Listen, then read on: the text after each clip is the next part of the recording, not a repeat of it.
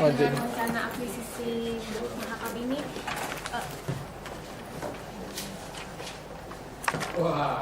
saya Wilda dari Indonesia Finance Today, Pak. Kan bisa dibilang Pak Hussein yang Direktur Hulu juga sudah menyampaikan surat untuk mengakuisisi 51% langsung saat 2017 mendatang ya Pak. Itu benar atau gimana, kelanjutannya gimana? Lalu saat dikonfirmasi ke Bu Evita itu dia bilang kalau bisa Pertamina itu masuk secara B2B dulu, jadi tidak harus langsung 51% saat 2017 mendatang, dan itu harus masuk B2B dulu dengan total untuk masuk ke Mahakam ini.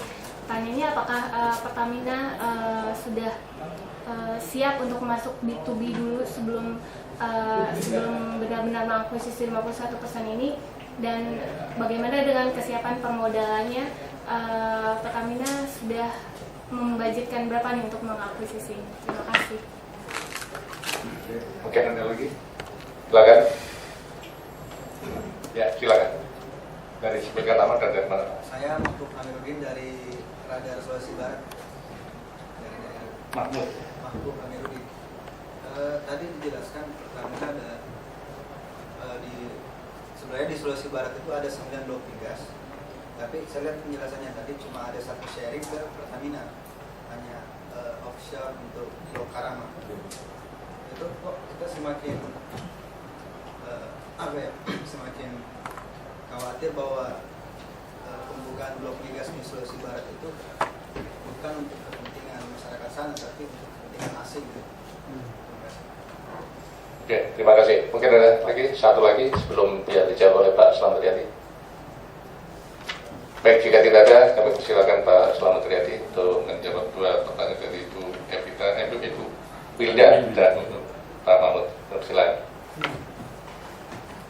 Ya, terima kasih Bu Wilda. Memang dari Pertamina kami sejak awal memang setelah terminasi Pertamina meminta kita sebagai operator. Dan kita inginnya mayoriti. Artinya mayoriti kan minimal 50%. Sekitar itu ya jadi ini ya. Jadi ini kan bahwa kita memang dari awal sudah mengatakan dan beberapa kali berbicara untuk kita coba Pertamina siap jadi operator untuk blok Mahakam. Nah, lalu kita minta mayoritas. Mayoritas definisialitas ini. Nah, tapi semuanya terserah dari pemerintah. Memang, tapi pertanyaannya apapun yang dilakukan pemerintah jangan misalnya mengatakan bahwa karena Pertamina belum sanggup. Kami mengatakan bahwa kami sanggup jadi operator. Nah, tetapi itu ya kembali ke Pak Sodik. Ini kan akhirnya kan karena right itu ada di pemerintah. Itu lalu mengenai B2B memang kami jadi logiknya begitu. Jadi idealnya sebelum kita jadi operator adalah kita masuk dulu ke blok itu secara B2B. Tetapi B2B itu kan secara legal adalah bisnis. Jadi belum tentu juga dari Total mau menerima Pertamina B2B.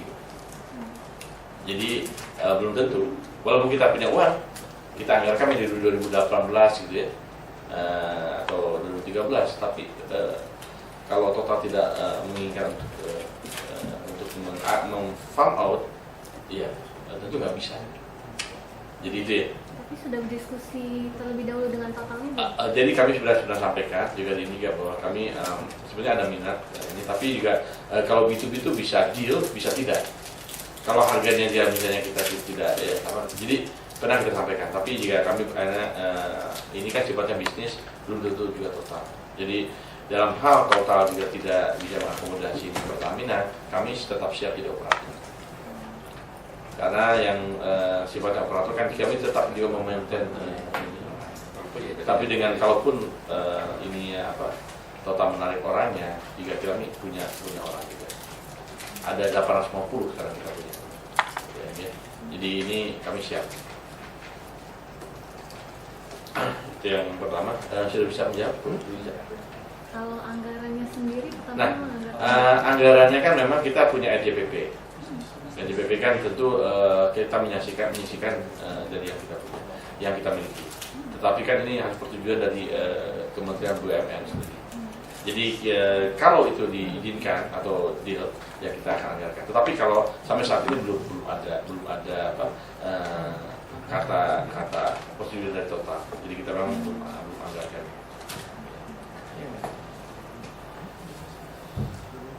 Itu yang ya saya pikir itu ya. Lalu kepada Pak Hamda dari Radar Sulawesi Selatan ya. Ya betul. Jadi memang pada waktu itu memang ini kan PP yang baru memberi right pada Pertamina 15 kan baru-baru saja Pak. Jadi Pertamina bisa masuk pada blok yang sudah ada pemenangnya 15% tapi B2B ya. Nah, sebelumnya belum Pak. Jadi memang kita belum masuk di blok-blok yang sudah Selatan. Jadi sebelumnya belum ada. Nah, blok yang di Karama itu memang dari awal kami melihat setelah join saat ini dengan Tetoyo. Nah, tentu juga ada bedanya barangkali karena sebagai besar blok di Sulawesi itu juga blok eksplorasi. Ya, jadi kami tentu juga karena uangnya juga uang rakyat, kita juga hati-hati sekali. Karena memang tetap di bisnisnya itu ada resiko. Jadi kalau kita istilahnya masuk ke blok untuk kedalaman itu sampai 1000 meter, itu uangnya cukup besar. Sehingga kami mungkin coba satu blok dulu. Tapi kalau misalnya blok itu nanti ternyata ada perkembangan menarik, kami juga tentu akan nanti tertarik. Jadi ada dua pilihan, kita diberi kesempatan, tetapi juga kita bisa memilih untuk tidak masuk ke blok itu. Kalau menurut kita ini kita ingin, jadi gini, ada sifatnya dalam satu daerah itu potensi reduksinya sama. Jadi kita harus coba satu dulu. Nah nanti, tetapi ini tentu kalau blok itu sudah produksi, yang masalahnya kan di blok produksi. Kalau blok produksi pasti semua orang ingin masuk, termasuk kami. Nah itu dia terutama di blok produksi itu yang kita inginkan. Ya. Yang di Karama tadi itu berapa titik? Di Karama itu kita 50-50, kita 49, 50%. Dan saat ini kan masih sudah selesai seismik, akan melakukan pemboran di bawah sini. Oke, saya kira mungkin sudah terjawab. Barangkali Pak Marwan mau memberikan tanggapan atau tambahan, kami persilakan. Mungkin. Baik, nanti mungkin setelah ini biar. Oke. Biar sekalian ditanggapi Pak Marwan. Ya. Oke, silakan. Baik, terima kasih. Assalamualaikum warahmatullahi wabarakatuh. Nama saya Dani Setiawan dari Koalisi Anti Utang. Pak Marwan, Pak Sodik, Pak Slamet. Saya kira tadi kalau mendengar presentasi dari mulai Pak Marwan, Pak Prof Edi dan Pak Slamet, memang nampaknya ada satu keinginan kuat gitu ya untuk bagaimana blok gas Mahakam ini bisa dikelola oleh Pertamina. Mungkin pelajaran terakhir dari West Madura agak menarik gitu untuk kita bisa kemungkinan keinginan ini bisa direalisasikan. Tapi saya ingin melihat dari konteks yang agak lain, tetapi mungkin bisa dibandingkan dengan keinginan untuk pengelolaan blok gas Mahakam ini. Yang ingin saya katakan adalah kalau kita ini kan nanti ujungnya kan bagaimana pemerintah mau memutuskan ini atau tidak, apalagi tadi Kementerian BUMN sebagai komisaris salah satu wakil gitu ya dari Pertamina itu mengizinkan atau tidak penggunaan dana untuk modal Pertamina mengelola ini. Jadi dari mulai soal finansial menjadi soal politik juga kan, kira-kira begitu. Tapi kalau kita lihat dari tren ya setidaknya 5, 6 atau 10 tahun terakhir, saya cenderung ingin mengatakan bahwa hari ini ada upaya yang agak sistematis untuk mengurangi ya peran negara dalam urusan-urusan khususnya di bidang ekonomi. Kenapa saya katakan demikian? Pertama kalau kita lihat indikator-indikator saja. Misalnya kalau tadi Pak Edi berulang kali menyebut soal pasal 33, salah satu contohnya adalah soal koperasi. Kita lihat di tahun 2010 volume usaha koperasi itu hanya 1% terhadap PDB. Jadi nggak ada apa-apanya untuk koperasi di Indonesia sekarang. Bahkan dari itu terus menerus trennya menurun terus. Belanja modal dari APBN ya itu hanya ya sekitar sekarang hanya 135 miliar dibandingkan dengan belanja atau dibandingkan dengan APBN 1.200 triliun. Atau bahkan APBN-nya sendiri ya 1.200 triliun itu dibandingkan dengan PDB kita masih sekitar 12-15%. Dan ini sesuatu yang tren yang sangat unik itu Pak Marwan, Pak Slamet. Hanya terjadi di Indonesia ini, ya di mana peran negara itu setelah makin lama makin mengecil. Dan ini secara sistematis dilakukan. Saya hanya menyebutkan tadi beberapa contoh-contoh penting yang itu merupakan amanat dari konstitusi. Nah, saya tidak tahu kalau dalam konteks blok gas Mahakam, makanya saya minta bicara untuk kemudian dikomentari Pak Marwan selanjutnya, karena menurut saya pelajaran West Madura itu menjadi satu contoh menarik betapa masih ada ternyata satu political will kalau kita mau sebutkan begitu untuk lebih memihak pada kepentingan nasional. Ya dalam hal ini adalah Pertamina sebagai perusahaan migas nasional, perusahaan minyak nasional. Nah, belajar dari West Madura itu apakah pertanyaannya ada peluang dari di pemerintah yang nasionalistik itu, lalu kemudian semata-mata karena kelalaian dari investor asing ya menyebabkan keputusan West Madura semacam itu, sehingga ke depan mereka akan belajar dari gas Mahakam ini untuk semakin menguatkan konsolidasi. Ya, apakah itu lewat PM Prancis atau kepentingan modal yang lain.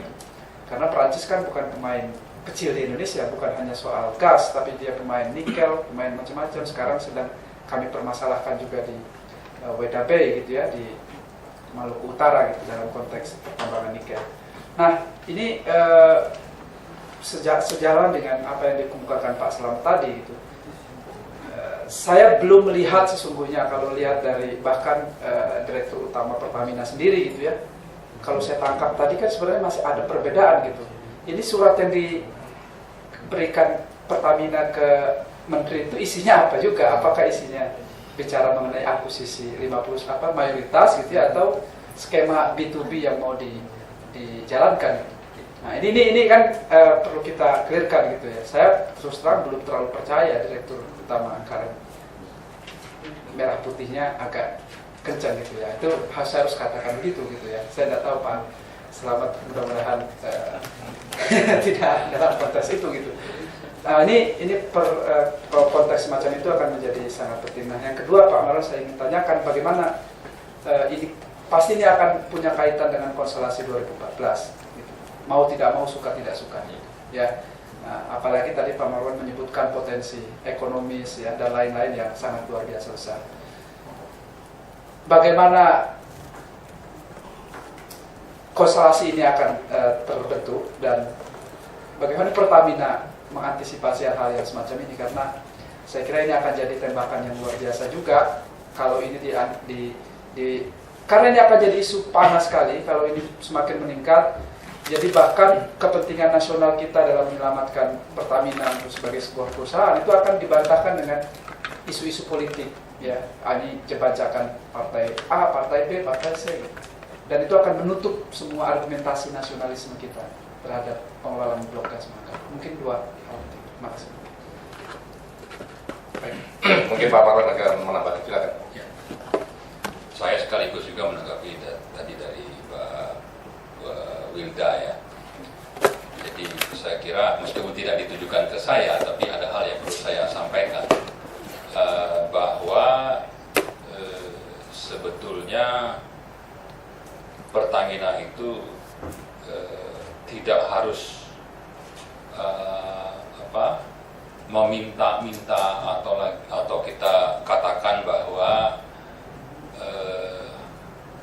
Pertamina harus tampil mengancam dan sebagainya. Bahwa itu pasti kita butuhkan, tapi